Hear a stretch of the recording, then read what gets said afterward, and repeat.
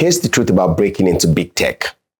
It's not just about what you can do. It's about understanding exactly where you fit in their hierarchy and what they expect at each level. Every major tech company uses a structured level system, and if you don't know what it is, you're flying blind in your career.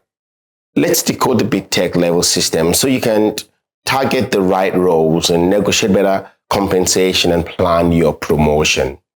Big tech companies like Google, Meta, Amazon, Microsoft, Apple, they all use different names for their levels, but they follow the same fundamental pattern. Here's what you need to know. Google's L4 roughly equals Meta E4, Amazon SDE2, and Microsoft's level 63. The numbers differ, but the expectations align. Each level represents a clear jump in the SSCI framework, the 4 dimensions of scope, scale, complexity, and impact. Let's consider this. Number 1, scope. Scope refers to how much you're responsible for. And are you managing one project or multiple teams? Are you covering regions or entire company? Are you having a bigger scope or lower scope? A bigger scope typically means you're on a higher level. And on scale, a small project wouldn't cut it at senior levels because you need to have a clear, bigger size for impact and number of users, revenues influenced, and so on. And then there's complexity, how difficult and ambiguous your work is. So it includes handling high ambiguity and cross-functional coordination and the likes.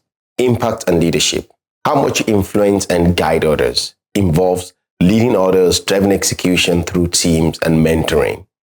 So the higher you go on the levels, the higher your responsibilities are across these 4 dimensions. There are 2 distinct paths you can take to advance in your career.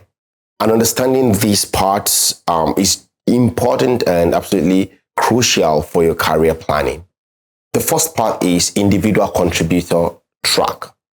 This is where you advance based on technical expertise and individual impacts. For example, if you are in entry level 3 or 4, you want to execute well-defined tasks with close supervision.